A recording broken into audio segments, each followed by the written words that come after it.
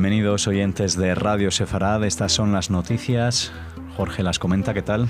¿Qué tal, Alejandro? Hablamos de los titulares ahora. Israel ofrece condolencias y ayuda a Sri Lanka tras la cadena de atentados terroristas contra cristianos. Egipto logra que Estados Unidos elimine una cláusula del Acuerdo del Siglo que permitía un Estado palestino alternativo en parte del Sinaí. El Al vacunó a más de 250 miembros de su tripulación aérea contra el sarampión después que una azafata y un niño enfermaran. Un pueblo polaco revive el ritual de ahorcar, apalear y quemar en Semana Santa una efigie de Judas disfrazado de judío ortodoxo. Estos son los titulares. Volveremos en la segunda parte con más noticias relacionadas con la agenda cultural. El director del Consejo de Seguridad Nacional de Israel, Meir Ben-Sabat, dialogó con su homólogo de Sri Lanka para ofrecerle ayuda israelí tras una cadena de atentados contra iglesias y edificios vinculados al cristianismo que dejaron al menos 290 muertos y cientos de heridos. De momento no ha trascendido si las autoridades de Sri Lanka aceptaron el ofrecimiento de Israel. Israel fue uno de los países que suministró armas al ejército de Sri Lanka durante la guerra civil contra los separatistas tigres tamiles, un grupo rebelde de la minoría étnica tamil que buscaba la independencia de la mayoría budista del país. Sí, todo el mundo sigue bastante consternado después de este atentado o esta serie de atentados trágicos que han tenido lugar durante estas Pascuas en Sri Lanka contra una minoría cristiana. La verdad es que es algo que deja a uno en una situación de sin palabras, ¿no? Además, en un país que la mayoría de la población es budista, con lo cual el enfrentamiento que podría haber entre cristianos y musulmanes pues no tiene mayor trascendencia nacional o no debería tenerla. De todas maneras, también la Federación de Comunidades Judías de España ha emitido un comunicado solidarizándose con las víctimas, los familiares de las víctimas en este país del sur de Asia. Según un diario catarí editado en Londres, Egipto mantuvo conversaciones secretas en los últimos meses y logró eliminar una cláusula en el Acuerdo del Siglo, la propuesta de paz de la administración Trump, que permite el establecimiento de un Estado alternativo para los palestinos en parte del Sinaí. Según esta información, durante las negociaciones conducidas por el jefe de la inteligencia egipcia, Abbas Kamel, con el enviado del presidente Trump para las negociaciones de paz en Medio Oriente, Jason Greenblatt, y el asesor principal del presidente, Jared Kushner, los egipcios lograron cambiar una cláusula que permitía el intercambio de territorios con los palestinos por un artículo que consiente el establecimiento de una zona de libre comercio que los habitantes de la Franja de Gaza podrán disfrutar. Según la misma fuente, el equipo de negociación egipcio advirtió a los altos funcionarios estadounidenses que el régimen egipcio podría caer al día siguiente de la publicación oficial del Acuerdo del Siglo si incluye la entrega de partes del Sinaí, algo que Israel y la región no podrán soportar. El informe añade que los jordanos también expresaron su insatisfacción con el acuerdo tras enterarse que incluiría otorgar la ciudadanía a un gran número de palestinos de su territorio, además de ceder tierras del reino. Bueno, seguimos hablando de especulaciones. Ya hemos hablado de ello la semana pasada con las primeras filtraciones sobre este Acuerdo del Siglo a través del Washington Post, que por supuesto Estados Unidos no ha confirmado ni desmentido, ni tampoco Israel. Lo que sí parece ser es que si este famoso Acuerdo del Siglo, que se supone que se dará a conocer en algunas semanas, una vez constituido definitivamente el nuevo gobierno, la nueva ejecutiva israelí, pues ha despertado ya muchos enemigos en la zona. Y no solamente entre los palestinos, sino también entre países como Jordania, también entre, yo diría, de algunos sectores de Israel, porque hace cosa de un mes o 2 meses, si recuerdan, la entonces ministra de Justicia, Ayelet Shaked, se había pronunciado en contra de ese acuerdo porque entregaba no sé qué, no se sabe muy bien qué, a los palestinos. Y los palestinos, por supuesto, han digamos, protestado ante cualquier rumor respecto a cualquier proposición o propuesta que venga de este acuerdo del siglo, ya que ellos creen que Estados Unidos ha dejado de ser un mediador válido para un acuerdo entre Israel y los palestinos, dado su reconocimiento de Jerusalén como capital de Israel y recientemente también de los territorios de los Altos del Golán como parte de Israel. Así que seguimos de momento con estas filtraciones que no sabemos si son reales o no. Estamos en el terreno de la rumorología, aunque se citan periódicos, digamos, de altos vuelos, como puede ser el Washington Post o este diario catarí de Londres.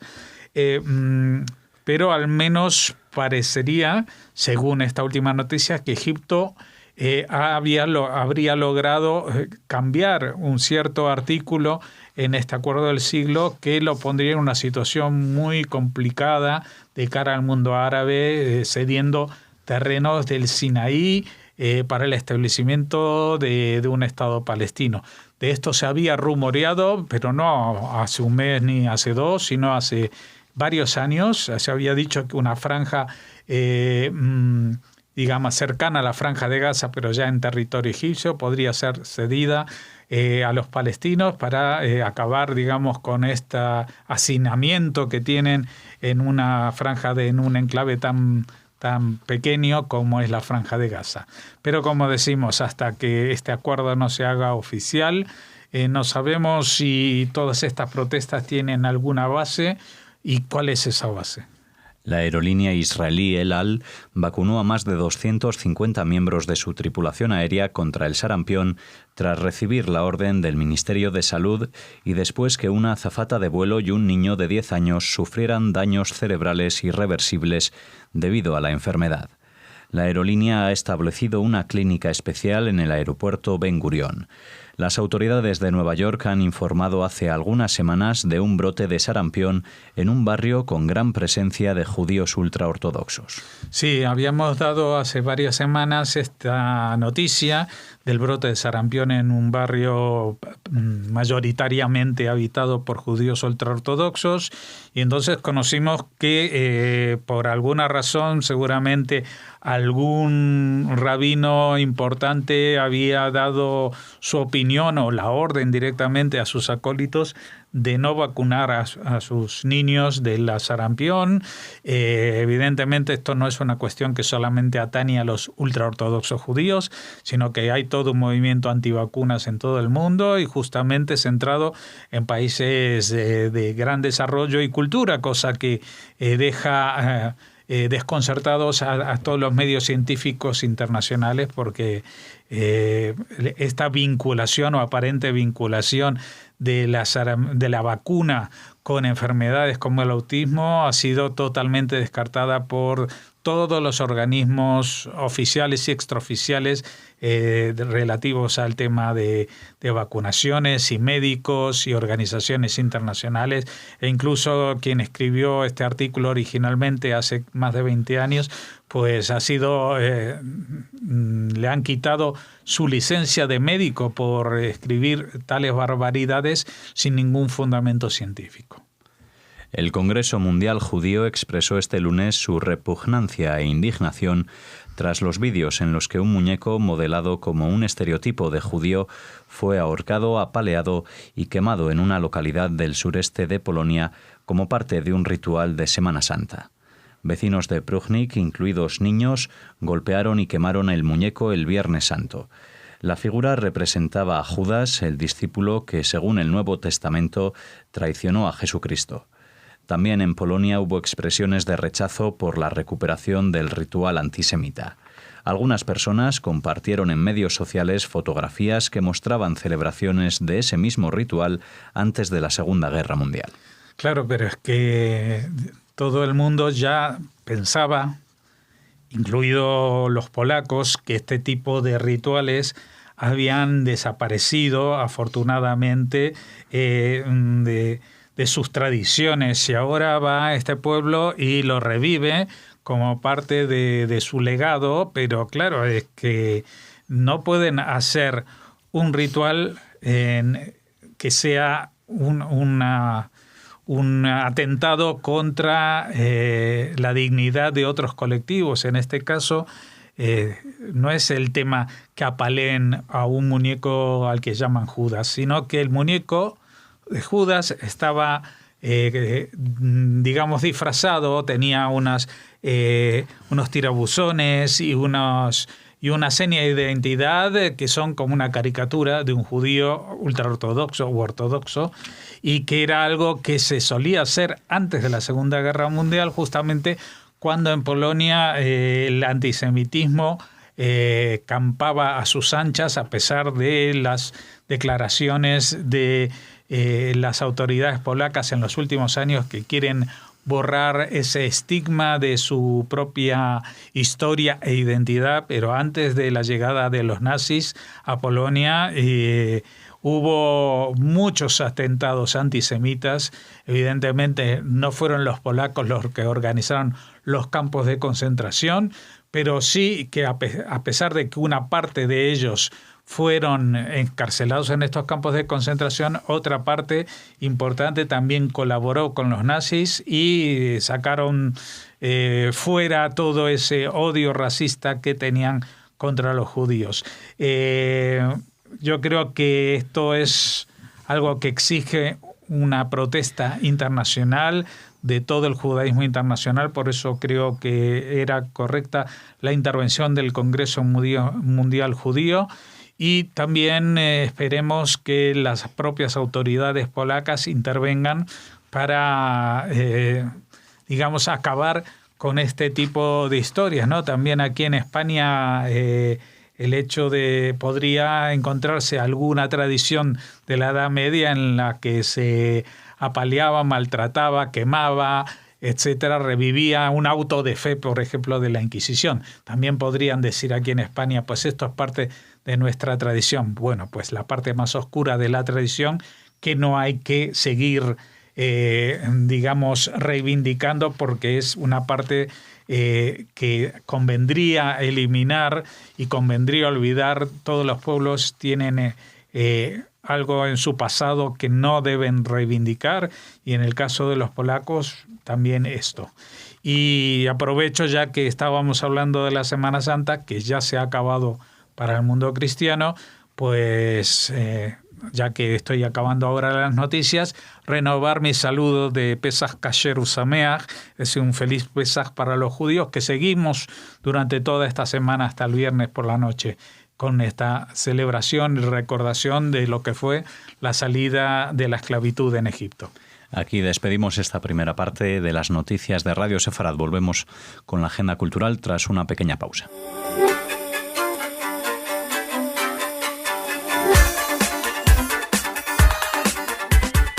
Comenzamos la agenda cultural de esta nueva semana en Radio Sefarad. Después de las noticias de los lunes, continuamos celebrando Pesaj y entramos con, bueno, al menos veo una inscripción en hebreo. No sé si tenemos algún descubrimiento. No. ¿No? Suena a piedra antigua eso. O a libro. O a libro. Estamos, ya saben, casi celebrando el Día del Libro. Ajá, sí, 23 de abril. Exacto. Entonces, también a este día tan importante para la literatura, para los lectores, para las librerías, para los escritores y escritoras, bueno, pues el Museo Sefardí de Toledo se ha querido unir a este día con dos presentaciones literarias. Se presenta la Biblia hebrea. Es la presentación y exposición de la última adquisición de fondos bibliográficos del Museo Sefardí. En esta ocasión se trata de un facsímil de una Biblia del siglo XV, cuyo original está en la Real Biblioteca del Monasterio del Escorial. La presentación correrá a cargo de Concha López técnico de la biblioteca del museo. Será este martes 20 de abril a las 11 de la mañana en la sala de oración del Museo Sefardí de Toledo. Y el viernes 26 de abril llegará el turno del cuentacuentos Los judíos sefardíes que hay detrás de las palabras. A través de una lectura dramatizada nos invitan a descubrir el libro Un mar de historias, los judíos sefardíes, escrito por Esther Ben-Dahn, gran amiga de la radio, ya saben, responsable de cultura de Centro Sefarad Israel. Es una introducción a la cultura judía para niños de otras creencias y supone un canto al entendimiento entre diferentes pueblos, razas y religiones.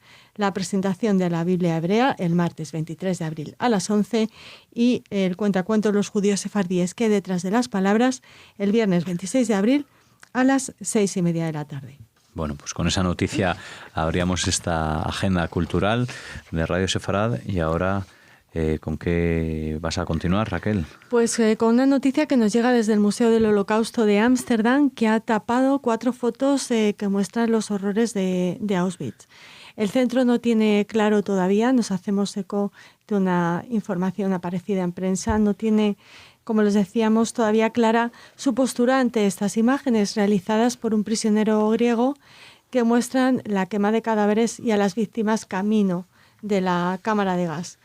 Fueron tomadas en 1944 por Alberto Herrera, un judío sefardí, un judío griego, internado en el campo de concentración de Auschwitz-Birkenau, que muestran a los prisioneros camino de la cámara de gas y también una pila de cadáveres siendo quemados.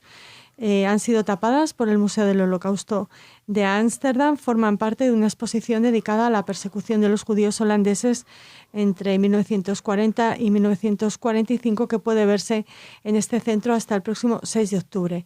Pero la dirección ha justificado su gesto aduciendo que carece aún de postura oficial frente a escenas tan crueles. El Instituto para Estudios de la Guerra, el Holocausto y Genocidio, encargado de montar la muestra, lamenta la decisión porque considera que Herrera consiguió una de las principales pruebas históricas del Holocausto. La controversia entre el Museo del Holocausto y el Instituto para el Estudio de la Guerra, el Holocausto y Genocidio ha llegado a la prensa holandesa y ambas partes han dado muchas explicaciones sobre lo ocurrido. La sala se encuentra ubicada en el antiguo barrio judío. Aunque puede visitarse y organiza actividades, su inauguración oficial será en 2022 y su responsable ha declarado que necesitan tiempo para decidir su postura como institución. Tenía además dudas éticas ante la falta de respeto con los muertos reflejada en las imágenes. También frente al horror mostrado dado el carácter pedagógico de la muestra sobre la vida de los judíos holandeses durante la ocupación. El museo decidió taparlas porque además no guardaban relación con los hostigados en Holanda. Esto es lo que han indicado. Sin embargo, el Instituto para Estudios de la Guerra, el Holocausto y Genocidio califica las imágenes de testimonio esencial porque los judíos holandeses corrieron la misma suerte y los cuerpos no son reconocibles, pero sí testigos de su destrucción.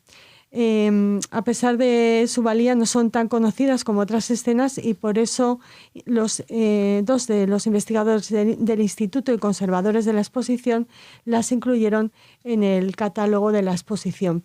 En la obra sí que están presentes. Puede ser visto, claro, en esa publicación. Y se puede comprar. Y muchos de ustedes se preguntarán quién era Alberto Herrera, el responsable, el autor de las fotografías. Bueno, pues fue un oficial del ejército griego, miembro de la resistencia judía durante la Segunda Guerra Mundial. Fue hecho prisionero, le obligaron a formar parte de los Sonderkommandos y después fue una víctima más de los nazis. No se sabe cómo consiguió la cámara, pero el carrete fue sacado de Auschwitz en un tubo de pasta de dientes. Él no sobrevivió, como les decimos. En agosto de 1944 lo mataron después de haber participado en un levantamiento fallido de prisioneros. Las 4 imágenes de la polémica sí están a la vista en otro museo, un teatro de Ámsterdam, que era el Teatro Judío, convertido en museo, que se sitúa frente al Museo del Holocausto y forma parte del barrio cultural judío, el organismo que engloba ambos centros. Y bueno, seguiremos hablándoles de esta decisión controvertida de retirar estas fotos o de taparlas de esta exposición que nos habla del sufrimiento de los judíos holandeses y por tanto de todos los judíos. Bueno, pues tras esta polémica de estas fotografías que Raquel nos comentaba en el Museo Judío de Ámsterdam, vamos a llegar al final de la agenda. Enlazando tanto el Día del Libro como la Shoah, porque para conmemorar el Día de las Víctimas Húngaras del Holocausto se presentan 2 libros húngaros editados en España recientemente, que están relacionados con la cultura judía. De uno de ellos ya hemos hablado aquí en Radio Sefarad. Se trata de la Torá de Kolmos, de la Torre de Babel Ediciones, y el otro se titula Ono. El primero narra una historia que arranca en la noche de la libre elección de pareja, el libro Ono, la fiesta judía que se lleva celebrando desde hace 3 milenios. La historia nos sitúa en la Sevilla del siglo XIV. A través de una historia poco convencional, el amor entre un médico judío y su amante cristiana, el lector puede conocer esa época y costumbres. Y del otro libro nos habló aquí en Radio Sefarad su editor, el responsable de la Torre de Babel Ediciones, Juan Zapato, que nos sitúa, como saben, en una población aldeana judío-húngara duramente perseguida durante la Segunda Guerra Mundial y hoy apenas recordada. 50 años de historia marcados por el dolor que el autor nos acerca a través de la cultura y los recuerdos de su comunidad. Esta cita con este día de conmemoración de las víctimas húngaras del Holocausto será el próximo 6 de mayo a las 7 de la tarde en el Círculo de Bellas Artes en la Sala Valle Inclán. Asistirá Juan Zapato, entre otros invitados. Es un acto que también se organiza en colaboración con Centro Sefarad Israel. Muy bien, pues así cerramos la agenda y así terminamos también las noticias de hoy aquí en Radio Sefarad. Les esperamos mañana y que sepan que nos pueden encontrar en la página web www.radiosefarad.com.